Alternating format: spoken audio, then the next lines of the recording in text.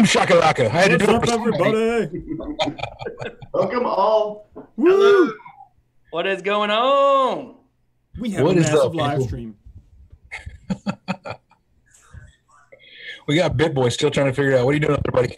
I'm solid. I'm good. Let's talk. Let's do it. He's trying to figure this world without gravity. Oh my goodness, on the moon. BitBoy from the moon. Oh my Love goodness. All right. Where are you, Lake Tahoe? You just crawl down or just come down from the top of the mountain to do the YouTube stream with us? Totally. Big Totally. fan. I was just hiking, you know, with my other bearded friends. I love it. Mm-hmm.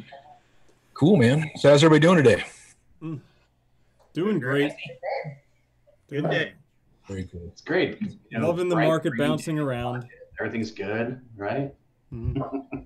Yeah, making money, right? Everybody making that Skrilla on those markets, right? Yeah, I know some people who are, definitely. There are a couple. Some skilled traders are making some money now. That's because we started streaming. It turned red. When we started streaming. Oh. Was somebody trimming their beard? What was that noise? I don't know. I don't want to know what that was. Love forgot to turn off his. Sorry, that was my vibrator, guys. Oh God! Oh, That's why you never see him, beneath the shoulders. I know, right? You don't want to know what I'm doing down here. That's funny. He's got a cut-off shirt from here down. The belly's just so sexy, you know?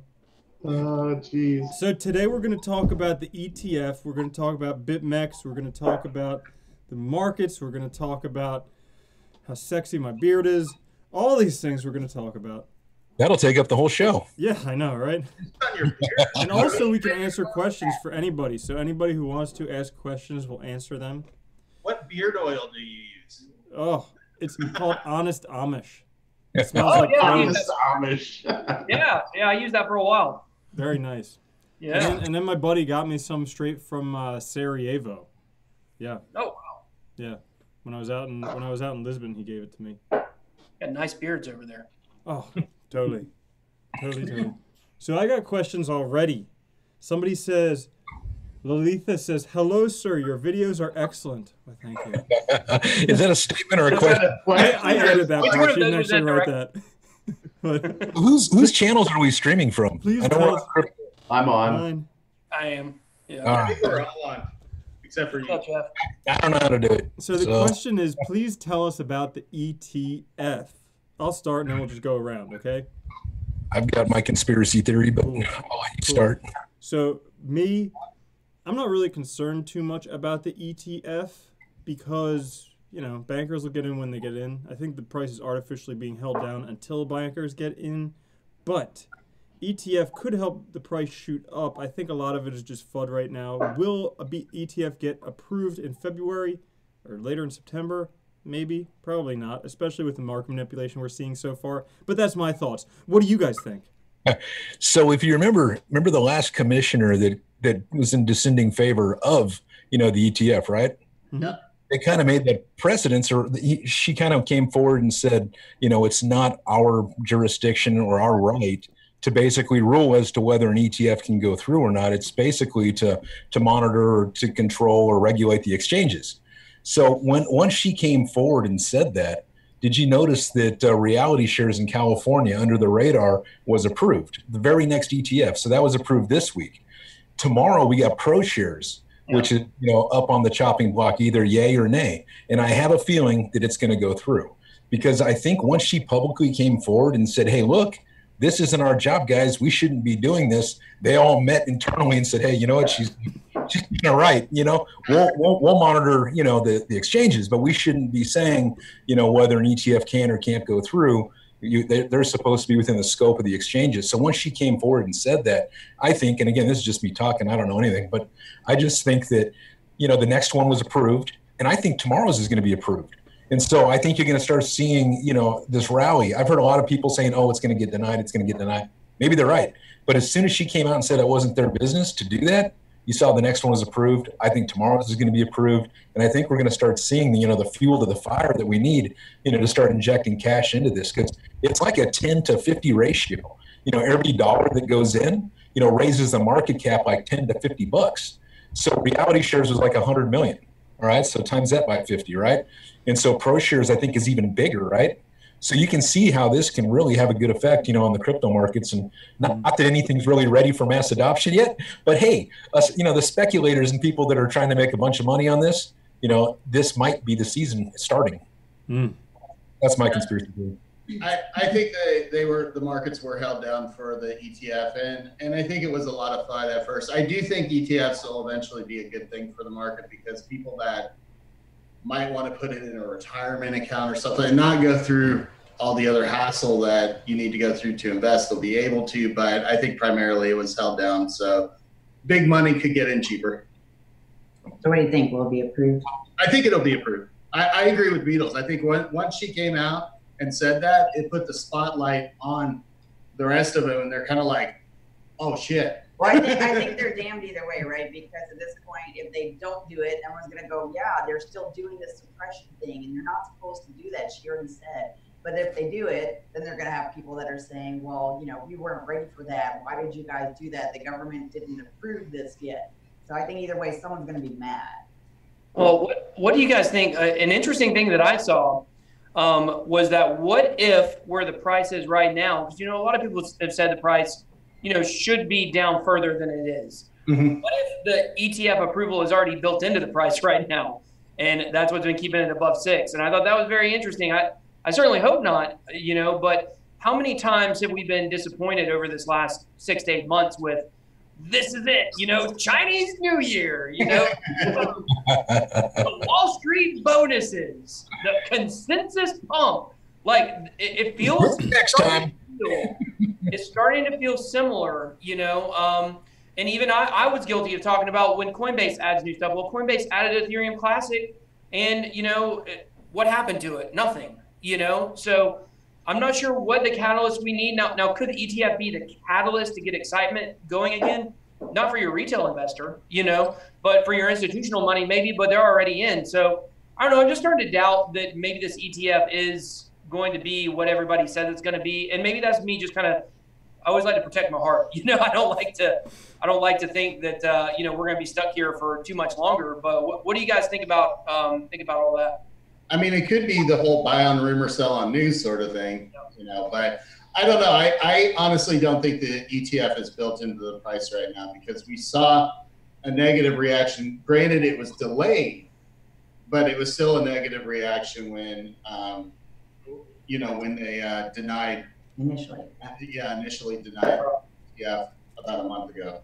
Well, I think it's interesting that all the ETFs are, other than one, are built on Bitcoin futures, right? Nothing's actually built on actual Bitcoin storage. I was talking about this the other night on a video. Being that it's built on futures with the whole, which we're going to get into this, but the BitMEX, I think that was definitely a black eye. Beatles and I were talking the other day, and we were kind of talking about how no matter what, we don't think it's, the ETF is one piece of the market. It's fuel to the fire. But I think that, mass adoption should come. I think Bitcoin's going to, I'm still completely bullish, but I think ETF could be that fire into the gasoline into the fire. But being that it's built on futures contracts and so forth, I'd like to know your guys' thoughts on how BitMEX kind of plays into that with the recent scandal, which we'll get into, or the possible manipulation that we'll get into, how that's going to play into the decision tomorrow. Wait a minute. Manipulation in the crypto market? No. That never happens. Never. You might want to sit down for this. I mean, look what that $100 million did. Look what that did to the markets, right? So imagine what all this other ETF money is going to do. I could be wrong, but I think good times are coming. Mm-hmm. I tend to agree on that one. Yeah. What's time frame? What time frame are you guys thinking? So I think that we're going to see the ETF get approved tomorrow, because they can't kick the can down the road. That's what I think they would probably want to do, but I think it's going to get approved tomorrow. So you'll see Proshares get approved. I think, I could be wrong. And then I think at the end of the 23rd in September, I think that one's probably going to get approved. And so you're going to see, October be a pretty good month leading into the rest of the year. But I've said this all year, so I could be very wrong. So don't. Yeah, Don't we have BitBoy at the beginning of September too? Yeah. We've got Proshares, Bitwise. There's like 5 or 6. Yeah, and then there's one September 30th. So Solid and then Dex. Yeah, September 30th is a big one, right? Yep, CBOE. Yep. So, I mean, I don't know, are we even going to see any improvement in price of any of these other ones get approved, because the CBOE one is the one that everybody is kind of hanging on. So, yeah, I don't know, but if all that money comes into the market, that does wonders in my view to the market cap, which everything's attached to currently, because everything's not really attached to like how great a project is right now. It seems like everything kind of moves, together and falls together. There's certain things that you see that hype really affects, but for the most part, it's kind of like a wave, right? The tide goes in, the tide goes out. And I think once you see some of these ETFs start getting approved and you start seeing the media embrace that, because like nobody's even talking about reality shares. I know even Miggity, I was talking to him about it, it's hard to find it on the news, but it happened. But nobody's really talking about it. So I think tomorrow we're going to see it get approved, in contrary to what a lot of other people were saying. But I could be wrong. Mm-hmm. Could you be wrong, Beatles? No. I've been wrong once, but in the end, it turned out I was right. That's my father-in-law used to always say. I think general market sentiment right now is pretty down. Like, people are pretty downcast about the market in general. Like, even with most people, even though there are these possible ETF things coming up, even though there's more development going on than ever before, even though the shitty projects are getting shaken out of the market, despite all of that, I think after like 8 months of a down market, everybody's getting pretty like, another thing. And well, but that's what we need. That's what I know you interviewed Andre from 1 Minute Economics. That's something we talked about in my interview with him was, the point of the markets is to inflict the maximum amount of pain on buyers and sellers. And so right now it's starting to feel like even people that had strong hands are letting go. And you can see that in the sentiment. And one thing that's really crazy about all of us and our YouTube channels, I'm sure you guys have seen this also in your social media channels, is the rise and fall of engagement, that goes along with price. Even on Instagram, if there's for me, my Instagram account is, I've got like almost 6,000 people on there, and it's a meme account. So it gets a lot of likes and stuff. But on a day when the markets are down, like this last week, I see a drop off in the engagement. It's just like people have been warned, they've been weathered. And like I said, even people that were hardcore are falling out. So that's why I think we've got to be getting close to the end here. So when you're talking about like Instagram accounts, is it true that with size bigger is better? Well, guys, I don't like to talk too much about size, but not in bankruptcy. I am smaller not the U.S. debt. What's bigger than global debt is the derivatives market. Yeah. And there was someone, I forget who now, the other day who was talking about how, there's some dude from Swiss banks, I forget his name. He was saying how he sees basically digital assets becoming like derivatives were, or digital assets now are where derivatives were 30 years ago. But he sees them coming to fruition a lot faster than derivatives, probably within about 5 years. So, well, everything happens faster now. But I mean, the one thought, and I would say it's a speculative thought that I would say, is if these ETFs start to get approved and if money starts coming in, I think the one thing that could really ignite it is people relate things that happen. Their brains just relates it. And this would happen about the same time as the big spike last year. Yeah. So I think if money starts coming in the end of September, the beginning of October, I think a lot of people are going to relate that and say, oh, wait, we saw this last year. Here we go. And they're going to start FOMOing in. Whereas if the ETFs were approved maybe earlier in the year, maybe we wouldn't see that same FOMO. But they're going to relate the time frame of the year to a rally. And that's just my speculation on that. Again, like Beatles said, I could be wrong. Yeah, it's just, it's funny. People don't realize that the first ETF was approved. They think that I'm crazy talking about it. They're like, what's this dude talking about? It's like, dude, it's just not being covered, but it passed. Reality shares passed. And so tomorrow when Proshares is put up there, I think it'll pass, but I could be wrong. But if you see the trend, I think you're going to start seeing ETFs being approved, and that's going to help with the sentiment of the market. That's going to help bring money in. That's going to help get us all where we want to be. In my opinion. I was actually surprised yesterday. I was talking to a girl at yoga class, and I was telling her what I do, and she's like, oh, isn't everyone or she was saying how everyone is crazy about Bitcoin and cryptocurrencies now. And I was like, really? She's like, yeah, everyone's talking about it. And I was like, oh, wow, I'm really surprised because as far as I knew, people are pretty bummed about it. Yeah. But, so apparently in the outside world where other people inhabit, outside of the Himalayas or Salt Lake City or wherever I am in the world, some people are actually still pretty enthusiastic about crypto. Yeah, I was out to lunch with people today that know absolutely nothing about crypto, and they're talking about it. And it's not just because they know me, but they're talking about it. They're saying how they're not in it. They don't understand it, but they want to. So I guess it depends on the circle of friends. Like all of us, we understand it. But the outside world, I think maybe they've heard about Bitcoin. They're starting to think about it, but they haven't really jumped into it. We just saw a small pool of people jump in to push up the old market cap. But I think once people get past it's something scammy, it's something risky, and they start seeing real world use, that's when it's going to take off. And I think having the market cap go up with these ETFs is going to feed some of that FOMO that's going to make people on the fence get in. So, just my opinion. I don't know what that's like. People not in crypto. I don't go out my front door. I just stay. You stay on the moon. I mean, you're on the moon. Well, I'm actually visiting right now. Elon Musk actually took me up here.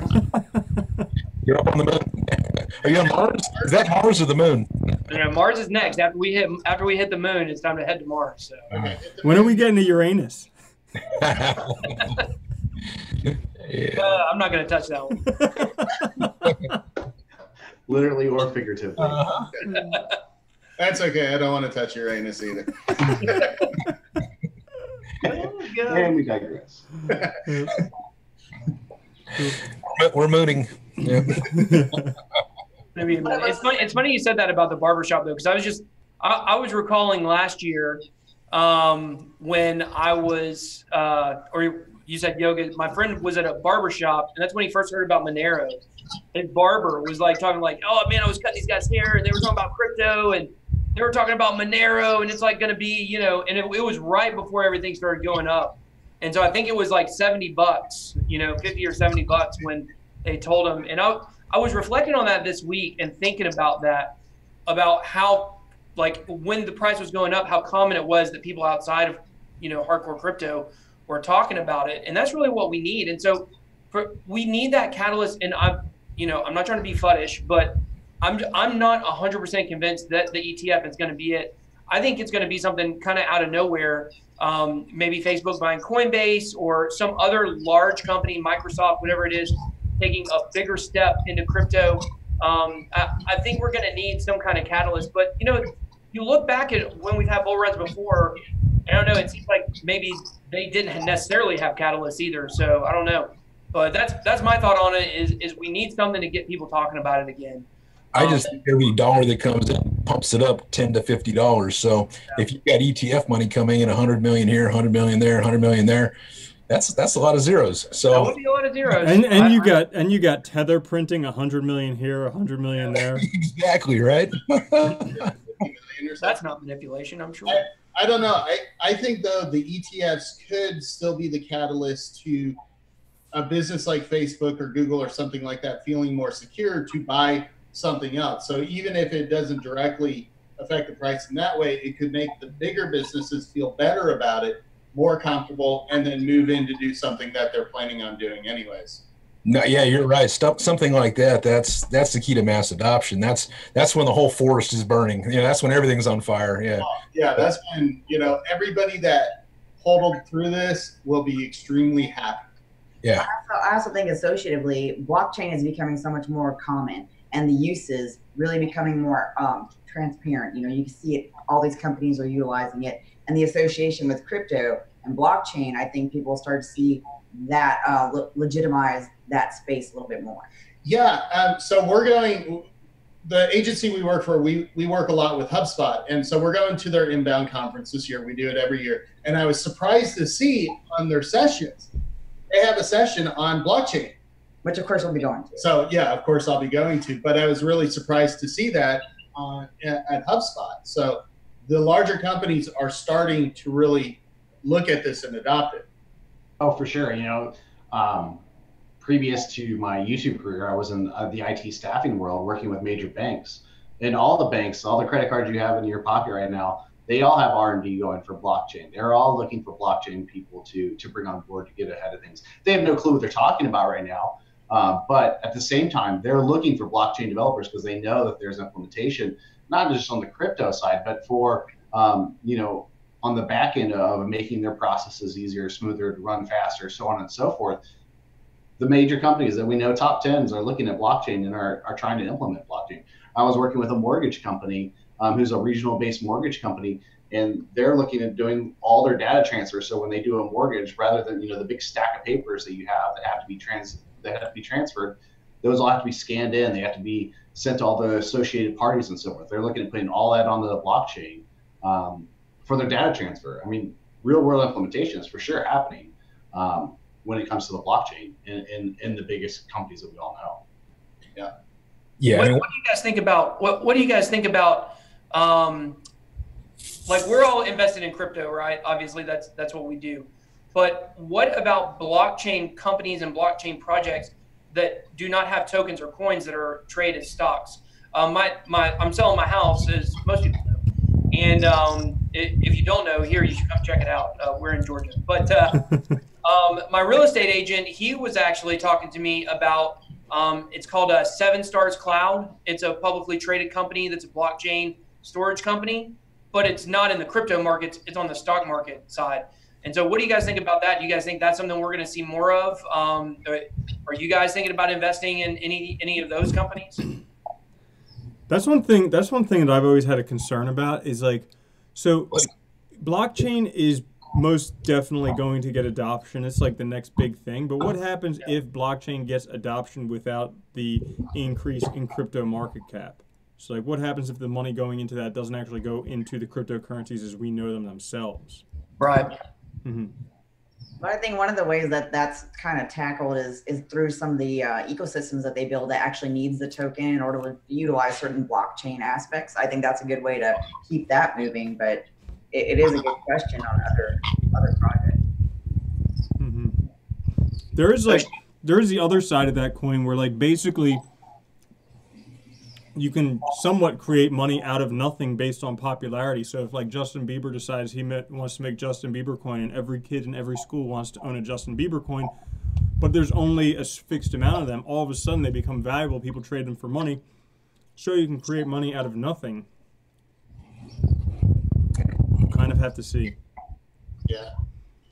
Is that something you guys would suggest to your, I mean, obviously this isn't financial advice, but is that something, like, for your audience that you guys would say, you know, it might be good to diversify some of your portfolios and not, you know, be 100% in crypto? And if you, like, if blockchain is what you're going to want to invest in, like, do some on the crypto markets and then some maybe in the stock side. This is my non-financial advice. Diversification is good to preserve wealth, but concentration is good to build wealth. So, Like that. a lot of people who become rich put all their money into one thing, whether it's their own education that helps them to build businesses, make a lot of money, and then they diversify it to preserve it. That's a good thing to do. It's always super duper risky to put all your eggs in one basket. But, you know, I wouldn't recommend it. But again, this isn't financial advice. I'm a dude who's in the freaking mountains. Yeah. Listen to Crypto Love. It's financial advice. Most people don't become rich by being careful in a sense. You have to take a risk normally in order to get that big payout. Not all the time. Right, but it's strategic, right? You don't want to just, like, throw things at the wall and see what sticks. Yeah. It's not spaghetti, it's money. But you know, I'm all in on BitConnect, guys. I think it's coming back. Hey. Oh, that's important, though, to check into what you find interest in and then learn about it and see how you can utilize that for investment opportunities. I guess I would answer your question the same way I would answer it if it was a crypto project. It depends on the company. If it's valuable, if they have a good solid solution and all of that, then it might be worth investing in. I wouldn't say just put your money into a company stock because they have blockchain associated with it. You know, it really does depend on what they're doing and what it looks like they can accomplish off of their solution.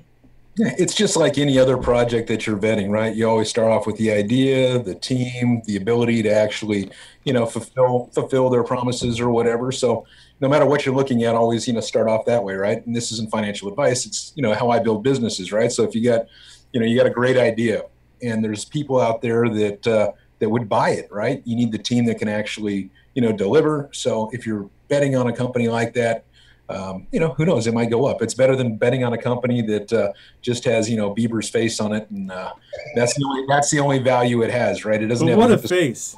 Bieber coin. It's a valuable face. It is a valuable face. Not as valuable as this one. Oh, it's the beard that makes it, though. He could do beard. That was the smolder one. Was that the smolder from Jumanji? That's a funny movie, the new one. So, let's see. What else is going on in crypto these days aside from just people waiting for the price to go up and fearing it'll go down?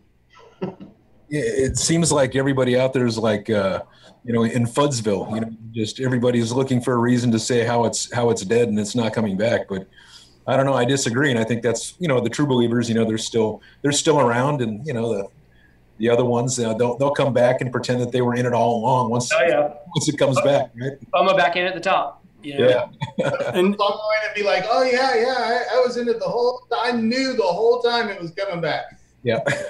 And see, another thing. Go for it. Oh, I was gonna say there's that Wozniak effect, right? Where the minute he gets really into something, then it goes the other way. So I'm kind of worried about ICOs right now. Yeah. And Jihan Wu just said ICOs are a bubble that will burst. Anything he can do to stay relevant is what he does. Yeah. Yeah, but let's face it, you know, a lot of these ICOs and a lot of these TGs, you know, they don't exactly have the best motives behind it. They have an existing business or something like that, and they're like, hey, man, if I throw a blockchain in the name of it, you know, to raise my company's value, a freaking $1 billion, like, what was that, Ice-T, you know, Long Island Ice-T blockchain company or something? They had to take it down. So, I mean, there's a lot of that stuff going out. So you need to, you know, look at every single one of them and make sure that, you know, they actually deliver some value and there is a real reason for tokenizing it and all that kind of stuff. The other thing that a lot of people forget in times like we're seeing right now, bear market, is that the people who are driving around Lambos in December and January, the people who are big ballers, they were through the thick and thin. It's not like they just got into crypto right before. It's not like they bought it in October or November and then they had a Lambo. They've been in it for years and it paid off. So thinking that all of a sudden it's going to bounce back tomorrow and you're going to either get your money back or be on the moon is very unrealistic. It's incredible how fast markets move in cryptocurrency, where you can go up 5%, 10% in a day, which is more than, you know, an index fund will do in a year. Yeah. That's a good year. Yeah. Exactly. And they also went through their fair share of corrections because you know, this isn't the first correction. So they went through all that pain as well as it grew over the years, like you said. It wasn't that they just dumped money in you know, March or something like that, and then they got a Lambo in December. You know, I guess depends on how much money you dumped in March, but you know. Yeah, if you got enough money to dump in March and get a Lambo, then you already have a lot of money. Yeah. You know. So, and I think, you know, this is the third worst correction we've been through with Bitcoin. So there's two that have been even worse. So I think it's so funny. The really good thing, I know Jake from I Love Crypto, we were talking and he said that, you know, the reason why the alts pumping this week was really big earlier in the week, or maybe it was into last week, whenever it was, psychologically for investors, it was really important, regardless of whether the price is going to go back down or not. And, you know, which he said it probably was going to, and it did. But the thing about it is, like I said, psychologically, it was good. It was refreshing for a couple of days for the alts or dead people to go away.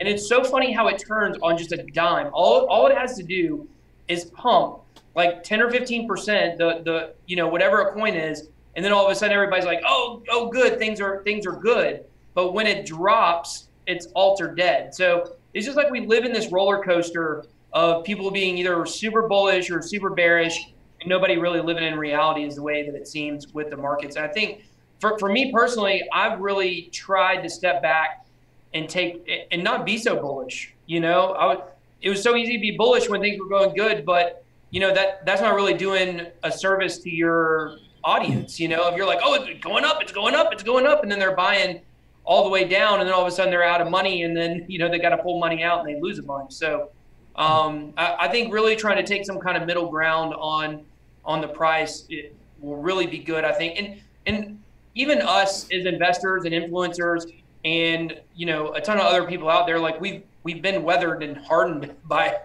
this last run, for sure. I think we've all matured and learned probably a better way to take money out the top on the next go around and things like that. So I think it's been good. And I think hopefully the investing intelligence, if you will, of influencers on this next run will be able to, pass that along to their audience, so their audience doesn't have to go through what so many of us have been through over the last year. So I think it goes back to perspective. I think a lot of people in the crypto market are expecting, unfortunately, I think there's a lot of people who promote the idea of, hey, get in this, and then a month later you cash out and you've tripled your money, right? You 10x your money in a month. And I think lots of people have the wrong perspective as far as timing goes. One of my comments on my channel said, you have to remember that they were pointing out that a lot of people got into the market on the run, right? And they're sitting licking their wounds right now, which is completely understandable because they bought in at 18, they bought in at 19. And that's extremely painful to see. You say you bought a Bitcoin at 19,000 and now it's saying at 6, that's extremely painful. And I get that for the market. But they probably went into the perspective of going, okay, it's going to go to 19, this thing is going to go forever. Without the long-term perspective of going, okay, what was it? It's 6,000 right now, 6,400. What was it at this time before the run last year? We're still ahead. So it's a matter of no matter where you bought in the market, I think it's still a long-term perspective, a year from here, now 2 years from now, 3 years from now, what does that price look like? Yeah, so I think we're just too short-sighted a lot in the crypto market. We think, oh, I bought this 5 hours ago and it's only gone up 3%. That's just, that doesn't happen in any type of other investment, right? Just the fact that possibility exists, but it possibly also exists that you bought in and it goes down 15% the next day. So 90%. Yeah. 97%. Yeah, there's this saying I'm reminded of that, you can make money in a bull market, you can make money in a bear market, but pigs get slaughtered. Yeah. So in November, December, we saw a lot of pigs, people just getting in, brand new, like never traded before, never really invested before, just getting in because there was the whole promise of moon Lambos. BitBoy moon Lambos branded. Yeah. TM. Yep. But, maybe nowadays is something when people can start learning about trading. Now, day trading is dangerous. 95% of traders lose, but it is something where there are a lot of experienced traders in the market, and by learning, by following them, potentially, you can see something there. You got a 5% chance. There you go. Yeah, 5%. But I think 95% loses because 95% lose because they're doing what most people are doing in the crypto markets now.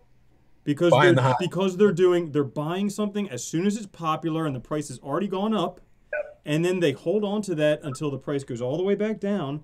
And then they sell that to buy into the next best thing. You do that 5 times and you're out of money. I think that's why 95% of day traders lose. Yeah, no, a lot of great points there, man. And I know that, we've seen lots of people make money being able to trade, daily, monthly. You absolutely can do it. But I also look at, if you just pick the right projects in the beginning and you just let them ride, like Bitcoin, right? If you had bought it last year, this time, you're up 3x, 5x, whatever it is. So, I mean, there's things you can do to where you're not having to watch the charts and pull out your hair, you know, every single day. You just kind of pick the right projects in the beginning. And so there's definitely school with that, but you can definitely make money, you know, trading too. So I know you're good at it. I know there's a lot of other people that are good at it too. You have to remove emotion from trade. That's where people get in trouble, is when they mix emotion with trading. And we all see it, you know. I talk about it a lot on my channel, that your investment, you should be looking long-term for your investment, but we all know the videos that like get the most views are the ones that say, you know, 1,000x, you know, this moon coin, you know, and everybody FOMOs in, and it's like, how many times do you have to FOMO in to something like that before you learn, you know, look, this is, you have to pick the projects, and you have to look long term. You cannot look so short-sighted and expect that, you know, by the time that video went out, it already 1,000x, you know. You're getting in up here, not down here. And so well, we see a lot of really irresponsible influencers out there. You know, a lot of irresponsible people making video. Now look, we go back last year, we go back to November, December. I didn't even start my channel. I said a lot of you guys have adopted the bear market, but I was born in it. So that was my channel. You know, I didn't start till later. But if you go back to when things were going up, like, yeah, it was easy to say because everything was going up. Like, oh, the next moon coin, here it is. You know, BitConnect, whatever it was. And now we've seen the influencers say, oh, well, that's what sells. Those are the kind of videos that get the most views. So, I mean, I just saw a video the other day. I didn't watch it. I just saw the thumbnail. You know, it said like Cardano 30x, you know, or Ripple 30x in the next six weeks. And I was just like, that's so dumb. Like, why would anybody say that? Because right now where we're at in crypto, if Bitcoin isn't going to go up, if we don't get that catalyst and we don't see the price go up, nothing is going on a moonshot. You might find some low cap gem that just happens to beat a couple Satoshis and goes up. Like, yeah, that's happening, but you might as well, you know, put all your money on Black 33 on roulette. You know, I mean, you're basically just gambling. So I think that's something in our space that, you know, needs to be addressed, is people making videos just because they're going to get views and not really being concerned about the 20,000 people that are going to watch that video that are going to lose money. So, yeah. And like you said, you know, a few months ago, 100x or 10x or whatnot wasn't, well, maybe now more than a few months ago, but you know, that wasn't unheard of. But to put it out like right now, when you know that nothing, you know, Ripple's not going to 100x in the next 3 weeks, you know, I guess unless all these ETFs get approved and the media jumps on it, you know, I mean, right now, I don't remember, was it Miggity? Were you the one saying that, you know, we have, everybody's just kind of in that FUD right now? And I think it just depends on the sentiment of the market. If the ETFs all get approved and we start seeing money come in, you know, as well as I do, the media is going to be all over that, and they're going to be pumping it because the market's going to be pumping so much that they don't want to miss that boat. So they want to seem like they're the ones on top of it. And then we're going to see the result of that, because if we get a lot of good coverage, then we're going to see people rushing in. But I think it also goes back to, again, kind of what Beatles was talking about, investing in good projects for the long term. The money that's going to come in, the ETFs get approved, the pump's going to happen. There's going to be a hard correction also, because there's a lot of us who have weathered the storm, and we know, you know, I think all of us probably have our sell points right now for our long-term holds based off of our own research and what we've done and what we're looking at. And unfortunately, there's a group of people, the people who are going to, the retail investors who are going to come in on the pump, are looking for the nearest exit strategy they can find to get it back out, because they truly still haven't embraced the technology, embraced the concept behind in the long-term project. But I think we've all seen projects, and there might be somebody here who we all have that there's a project that we're all a fan of who's doing some amazing things in the space that is showing real world implementation. And Randall's holding up his finger like he's got a point, so I'm going to let him talk. Yeah, so I have some breaking news. I just saw in a chat, a couple people mentioned it. On CoinDesk Twitter, there is an article that the SEC has rejected 2 proposed Bitcoin ETFs from Granite Shares, bringing the total number proposals to 9, including the Proshares ETF. Wow. Yeah. Well, that sucks. Yeah. So SEC issues disapproval orders for Proshares Bitcoin ETF, Proshares short ETF, and 5 Bitcoin ETFs proposed by Direxion. That's odd because, you know, when you have the commissioner that comes out and says that it's not within their scope to be, you know, proving or, you know, disapproving, you know, these ETFs, and then the next one goes through, and then they go and they do this. Mm-hmm. Oh, I think it's very, very curious. Mm-hmm. Yeah, I think they're doing themselves more of a disservice and giving themselves more of a black eye by, you know, I don't know. Yeah, this is not only. Yeah, I'm looking at the article now as you were talking, Love, and yeah, it's not just a rejection of Proshares; it's rejection of Dirkson and Granite shares.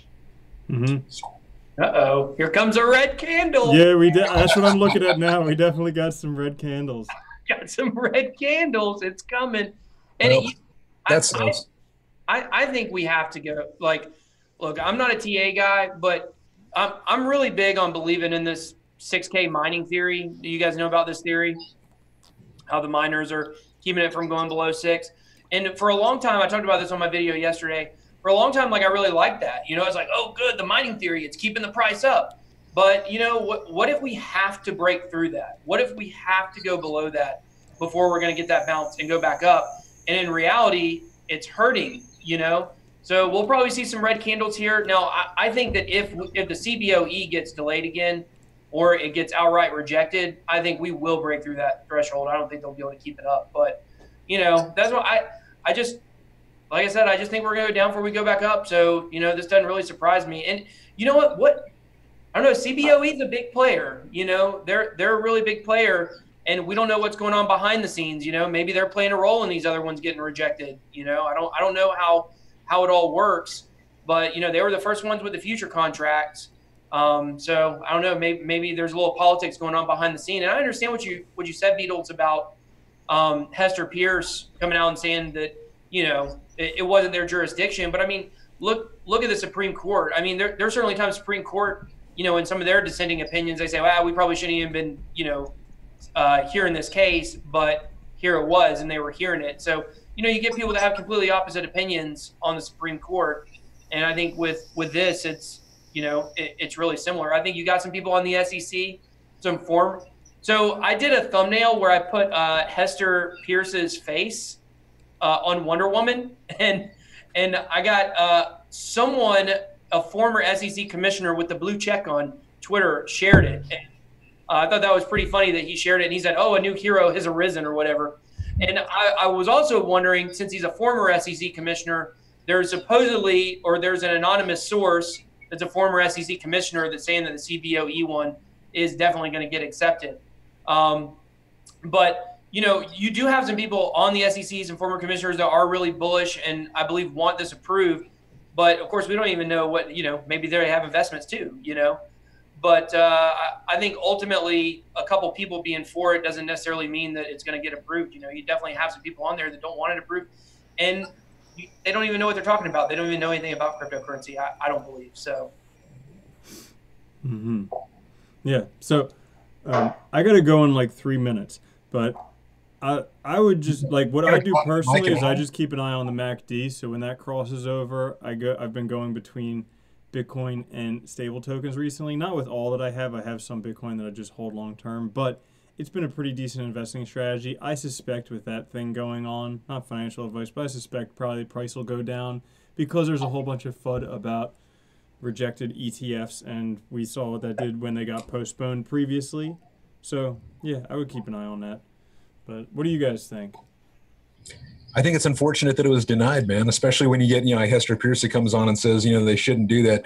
I hear what BitBoy was saying, but, you know, it's just this kind of speaks to you know, the other people that are saying that the SEC is manipulating the market.